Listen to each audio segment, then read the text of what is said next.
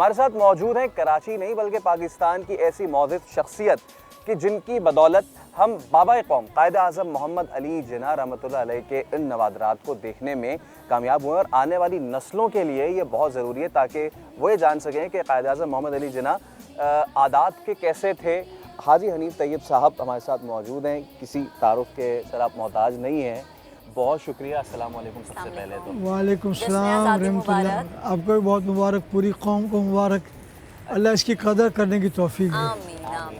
حاجی صاحب، مختلف آپ کے پاؤس پورٹ فولیوز رہے، وفاقی وزیر برائے پیٹرولیم و نیچرل ریسورسز بھی رہے، پھر آپ وفاقی وزیر برائے ہیومن ہاؤسنگ بھی رہے اور ماحولیات بھی رہے۔ تو اس سے پہلے کہ ہم میوزیم کی اور دیگر چیزوں کی بات کریں، یہاں جہاں ہم موجود ہیں ہمارے آس پاس گرینری ہم دیکھ رہے ہیں۔ کراچی اتنا زیادہ سبزہ کراچی میں میں نے کہیں نہیں دیکھا۔ ہاں، یہی کہ کراچی میں یہ ایک بالکل کنٹراسٹنگ سا ویو ہے، اس کا صحرا بھی آپ کے سر جاتا ہے، تو ذرا یہاں سے ہم شروع کرتے ہیں کہ کیسے آپ کو یہ آئیڈیا آیا۔ بسم اللہ الرحمن الرحیم، الصلاۃ والسلام علیک یا خاتم النبیین۔ پہلے تو میں آپ کا اور سما ٹی وی کا دل کی اتھا گہرائیوں سے شکریہ ادا کرتا ہوں کہ آپ نے قائد اعظم کے اس اہم نوادرات کو لوگوں کو دکھانے کا ایک مرتبہ پھر کریڈٹ حاصل کیا، اور ماشاءاللہ ایک ایسے موقع پر 14 اگست جب قائد اعظم اور ان کے رفقا کی مہربانی سے اللہ تعالیٰ نے اپنے کرم سے 27 رمضان کو ہمیں پاکستان کی دولت عطا کی۔ اب یہ اس علاقے سے گزرتے ہوئے بچپن سے یہ دیکھ کر بڑا افسوس ہوتا تھا کہ جس بابا قوم نے یوں دی ہمیں آزادی کہ دنیا ہوئی حیران، اے قائد اعظم تیرا احسان ہے احسان۔ ان کے ساتھ ہمارا سلوک یہ تھا کہ ان کے نوادرات تقریباً 40 سال، 6 مہینے کم 40 سال، 39.5 سال تک وہ ویئر ہاؤس میں پڑے رہے، اور اس سے زیادہ مدت تک یہ باغ قائد اعظم جو آپ اس وقت دیکھ رہے ہیں، یہاں دھول مٹی اڑتی تھی، یہاں کوئی پودے وغیرہ نہیں لگے تھے۔ تو یہ تو ٹھیک ہے کہ یہ خیال کیسے آیا، تو یقیناً یہ سب اللہ کا کرم ہوتا ہے۔ ہم نبی کے امتی ہیں تو ان کا ایک وسیلہ ہوتا ہے، اور پھر اس کے بعد اللہ توفیق دیتا تو بندہ کچھ کام کر جاتا ہے۔ میں یہاں سے جب MNA الیکٹ ہوا، اور پھر چونکہ ہمارا 9 احباب کا ایک نظام مصطفیٰ گروپ تھا، تو وزیر اعظم محمد خان جونیجو نے 9 افراد سے ہماری ملاقات کرائی۔ ہم نے ان سے ملاقات کی، اور انہوں نے کہا کہ ہم 9 آدمیوں میں کسی ایک کو وزیر بنانا چاہیں تو وہ کون ہوگا، تو ان 8 آدمیوں نے متفقہ طور پر میرا نام لیا۔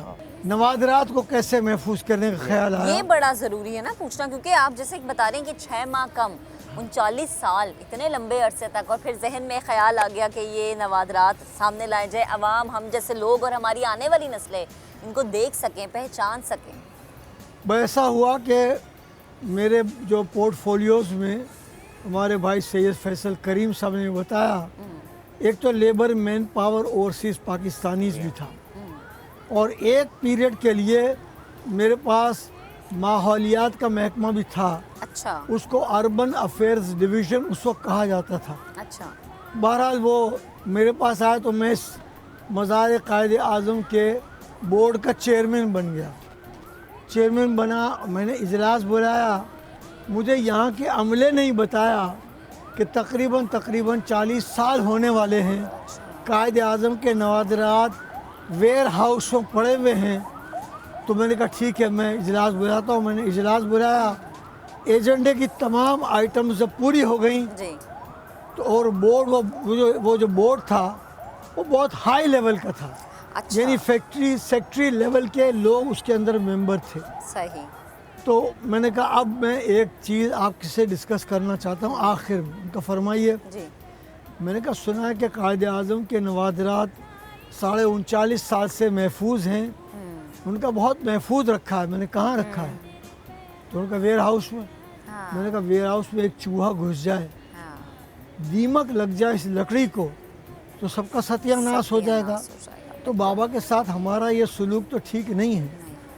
तो उन्होंने कहा फिर क्या करना चाहिए? मैंने कहा क्या इसको म्यूज़ियम की शक्ल नहीं दी जा सकती?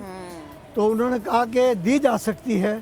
एक पुराने आदमी ने बताया, जो हम पुराना मेंबर था, कि किसी ज़माने में मीटिंग में डिसाइड हुआ था कि ऐसा म्यूज़ियम यहाँ बनाया जाएगा और बनाने के लिए जापान की टीम आएगी। अच्छा। मैं चूँकि इजलास की सदारत कर रहा था, तो मैंने पूछा कि पाकिस्तान में कोई भी म्यूज़ियम बनाने का माहिर नहीं है? तो एक साहब डॉक्टर नबी अहमद खान ने हाथ उठाया, बोला मैं पूरे पाकिस्तान के तमाम म्यूज़ियम्स का डायरेक्टर जनरल हूँ, ज़बरदस्त। मैं चैलेंज कबूल करता हूँ। कोई जापानी हमले के आने की ज़रूरत नहीं है, ठीक है। हम बनाते भी हैं म्यूज़ियम, मेंटेन भी करते हैं। आप ये बताइए कि आपको कब तैयार चाहिए? सही। तो मैंने ज़ाहिर सोचा कि इनको टाइम थोड़ा सा कम दिया जाए ताकि लेट हो तो काम चल जाए। काम चल।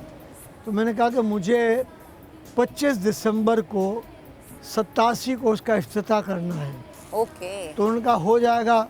मैंने कहा फंड्स मिनिस्ट्री के पास कायदे आज़म के लिए सब कुछ मौजूद है, कोई मसला नहीं है। 2-3 महीने के बाद 23 मार्च 1988 को मैंने ख़ुद इसका इफ्तिताह करने की सआदत हासिल की। क्या अब वक्त आ गया है कि हम इसको वुसअत भी दें? क्योंकि हमने देखा कि एक कायदे आज़म के मज़ार के आते में ही एक छोटा सा हमने म्यूज़ियम बनाया और बहुत अच्छा सा हम आपको दिखाएंगे भी चल के। हाजी साहब, क्या इसमें मज़ीद इम्प्रूवमेंट की गुंजाइश है? आप अपने एक्सपीरियंस से हमें क्या बताएंगे? दरअसल कुछ कायदे आज़म के नवादरात और भी जगहों पर रखे हुए हैं। मसलन एक खारादर में अखुन मस्जिद के पास कायदे आज़म की बर्थ प्लेस है, जी हाँ। कुछ वहाँ रखे हुए हैं। मैं मुतादिद मरतबा वहाँ हाज़िर हुआ हूँ। एक कायदे आज़म का फ्लैग स्टाफ हाउस उनकी ज़ाती मिल्कियत थी। जी हाँ। पाकिस्तान बनने पर फ्लैग स्टाफ हाउस में रहते थे और अपना घर का निज़ाम अपने ख़र्चे पे चलाते थे। हमारे हुक्मरानों के लिए सीखने का मौका है। जी हाँ। तो उसकी रिनोवेशन की सआदत भी इस मिनिस्ट्री को मेरे ज़रिए से हासिल हुई और उसमें रिनोवेशन कराई गई। आने वाली जो नस्ल है उसको पैगाम देंगे कायदे आज़म से आपकी मोहब्बत, और आगे आने वाली नस्ल जो है वो किस तरीके से इस दिए को लेकर चले? ख़ास तौर पे मैं नौजवान नस्ल को आपके ज़रिए मुखातिब हूँ कि जो कौम और जो यंग जनरेशन अपने मोहसिनों को भूल जाए, उसे अपने रवैये पर नज़रसानी करनी चाहिए। बिल्कुल।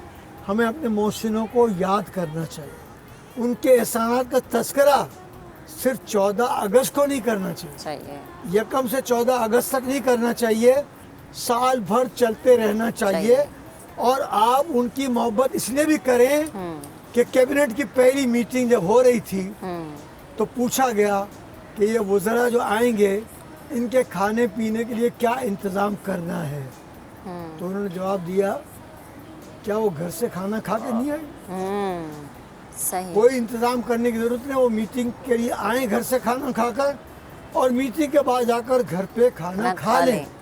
यही अज़मत शहीद मिलत लियाकत अली ख़ान में थी जब उनके शहीद को शहीद कर दिया गया, जिसकी आज तक हम तहकीक नहीं कर सके।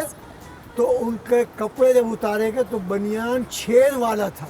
हाजी हनीफ तैयब साहब, आपकी तमाम तर गुफ्तगू हमारे लिए असासा है